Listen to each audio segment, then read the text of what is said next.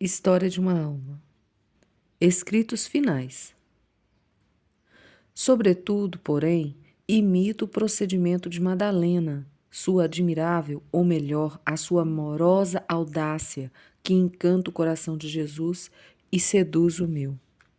Não, ninguém poderia amedrontar-me, pois sei como teria de haver-me com o seu amor e com sua misericórdia. Sei que toda esta multidão de ofensas se desfaria num piscar de olhos, como uma gota de água lançada num braseiro ardente. Narra-se, na vida dos padres do deserto, que um deles converteu uma pecadora pública, cujos desmandos escandalizavam toda a redondeza. Movida pela graça, a pecadora seguiu o santo ao deserto para lhe fazer rigorosa penitência, quando na primeira noite da viagem, antes de chegar ao lugar de sua reclusão, romperam-se os laços mortais com o ímpeto de seu arrependimento cheio de amor. No mesmo instante, o eremita divisou sua alma, levada pelos anjos ao regaço de Deus. Eis aí um exemplo bem frisante daquilo que eu quisera dizer, mas tais coisas não podem ser externadas. Não é por ter Deus, em sua proveniente misericórdia, preservado minha alma de pecado mortal, que me elevo até Ele pela confiança e pelo amor. A esta altura, o lápis que substituíra a incômoda caneta tombou das mãos de Teresa. O manuscrito mostra linhas trêmulas a provarem a força de vontade daquela que, todavia, não pôde terminar o caderninho preto. Exausta, ela larga. Resta-lhe pouco menos de 3 meses para viver. À simples leitura destas páginas, repassadas de sabedoria e tranquilidade, quem suporia que a autora se encontrava gravemente enferma já há várias semanas? Mal se deparam algumas alusões aos cuidados que lhes são dispensados. E na falta das anotações que Madre Inês de Jesus tomava, dia por dia, à cabeceira de sua irmã, ficaríamos sem conhecer os pormenores da enfermidade, da agonia e da morte da irmã Teresa do Menino Jesus e da Sagrada Face.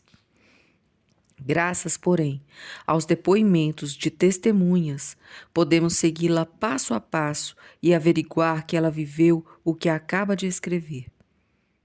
Quando largou de redigir o manuscrito, irmã Teresa encontrava-se desde alguns dias na enfermaria, no pavimento térreo. Seria atingida há meses, não foi considerada oficialmente enferma, senão depois do fim da quaresma. Febre excitante, a tossir, a arrastar-se para o coro, foi sendo dispensada de todos os encargos, exceto o ofício em comum e as recreações. No mês de junho de 1897, sua única obrigação era ficar de repouso na cela, espairecer ao ar livre e ao sol do jardim, concluir suas reminiscências como lhe ordenara a priora em 3 de junho, por sugestão de Madre Inês. É a derradeira pequena tarefa, que executa, mas não poderá terminar. Para escrever minha curta vida, não dou tratos à cabeça. É como se pescasse ao anzol. Escrevo o que me vem à fisga. A 6 de julho, inesperada piora. Inicio uma série de hemopítises que durarão até 5 de agosto. Sufocada, a vomitar sangue como se fosse do fígado, ardendo de febre, irmã Teresa é tida como agonizante pelo Dr. Cornieri, o qual declara que em caso como o seu, só 2% consegue escapar. Num transporte de alegria, confessa-se ao capelão e pede a unção dos enfermos que muito deseja. Na noite de quinta-feira, descem-na à enfermaria. Dali por diante, ei-la num espaço restrito que já não poderá abandonar. Ao canto, a cama de ferro guarnecida de cortinas pardas, das quais pediu se alfinetassem as imagens de sua predileção, a Sagrada Face de Cristo, a Virgem, à esquerda, a estátua da Virgem do Sorriso, instalada no mesmo dia que ela, uma poltrona onde repousará nos dias que a levantarem da cama. Através da janela, ela pode contemplar o jardim em plena floração. A 9 de julho, o superior do Carmelo difere a unção dos enfermos, por não achar Teresa bastante doente. De fato, ele demonstra ainda surpreendente vitalidade. Ela demonstra ainda surpreendente vitalidade e deixa as irmãs atônitas com a sua expansiva alegria. Vive à espera da iminente chegada do ladrão, daquele que romperá o tabique do afetuoso encontro. Morrer de amor, pela descrição de São João da Cruz, constituiu sempre sua esperança. Madre Inês anotou o seguinte diálogo: tendes medo da morte agora que a vedes tão de perto? Oh, cada vez menos. Tende medo do ladrão? Desta vez está diante da porta. Não, está à porta, já entrou.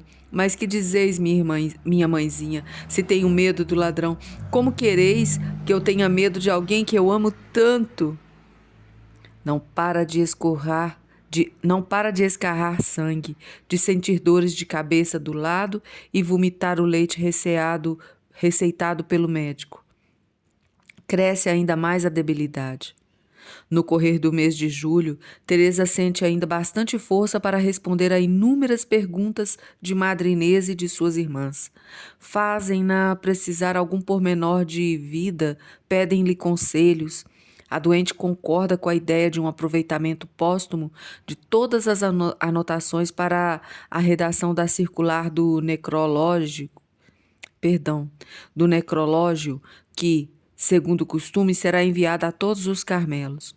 Surge aos poucos a eventualidade de uma publicação mais ampla de suas reminiscências. Teresa confia a tarefa aos cuidados de Madre Inês, mas insiste muito em que termine o caderno inacabado com a história da pecadora que morreu de amor. As almas compreenderão logo, pois é um exemplo tão frisante do que eu quisera dizer. Falando de seus manuscritos, acrescenta: neles se contém o que sirva para todos os gostos, exceto as vias extraordinárias. Presente que a sua atuação póstuma se estenderá muito além da difusão de um livro e que se fará sentir no mundo inteiro, quão infeliz não serei no céu se não puder promover pequenas alegrias aos que amo. Repete a miúde, promessas cheias de mistério. Voltarei, descerei. E depois, 17 de julho, a declaração de que se tornou famosa. Sinto, sobretudo, que minha missão vai começar, minha missão de fazer amar o bom Deus como eu o amo, de indicar às almas minha pequena trilha. Se o bom Deus atender meus desejos, meu céu se passará na terra até o fim do mundo. Sim, quero passar meu céu a fazer o bem na terra. 28 de julho, agravamento bem acentuado pela declaração da enferma, é o começo de grandes sofrimentos. O médico pensa que não passará a noite. Na cela contígua à enfermaria, onde dorme a irmã Genoveva, sua enfermeira, prepara-se o necessário para os funerais. E às 18 horas, sexta-feira, 30 de julho, Padre Malpas administra-lhe, enfim, a unção dos enfermos e a comunhão com o viático. Contra toda expectativa, sua própria, em primeiro lugar. Já não entendo nada de minha doença. Ela contorna por ora a crise. Tais alternativas a desconcertam. Entrega-se, porém, a um abandono total. Esta noite, quando me dissestes ser opinião do Sr. Cornieri que ainda aguentaria 1 mês e até mais, não podia conter meu espanto. Tanta é a diferença com relação a ontem, quando ele declarava necessário administrar-me no mesmo dia os santos sacramentos. Isto, todavia, me deixou em profunda tranquilidade. Não desejo mais morrer do que viver. O que ele fizer é o que eu gosto. De fato, as hipotises cessam definitivamente a 5 de agosto e a doente beneficia-se de relativo repouso. Dr. Carnierne parte em gozo de férias. Prescreve alguns medicamentos depois de verificar que o pulmão esquerdo estava tomado. A melhora, porém, não durará senão 15 dias, e Teresa ver-se-á sem assistência médica no momento de novo avanço do sofrimento, a começar na festa da Assunção. Tosse, opressão, dores intercostais, inchaço nas pernas, febre intensa. O sofrimento atinge o auge entre os dias 22 e 27 de agosto. A tuberculose, o primeiro a usar o termo foi Dr. Francisco de Nanelli, primo afim de Teresa, o qual acudira de Caim, o chamado do Carmelo. A tuberculose alcança os intestinos.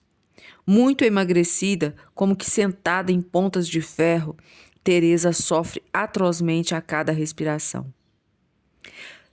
Teme-se a gangrena.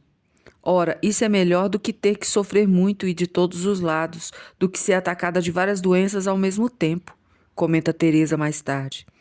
Exausta, desabafa-se. Que seria de mim se o bom Deus me não desse força? Não se faz ideia do que é sofrer assim. Não é preciso que a gente o sinta. Pedindo desculpas, solta gritinhos. Que grande graça possuir a fé! Não fosse minha fé, matar-me-ia sem hesitar um só instante. Nos derradeiros dias de agosto, nova melhora inesperada. Durará até 13 de setembro. O doutor Lanelli verifica que a prima já não tem senão metade de um pulmão para respirar. Resta-lhe a ela 1 mês de sobrevivência. Amanhã continuaremos a relatar como foram esses últimos dias de Santa Teresa. A todos, salve Maria.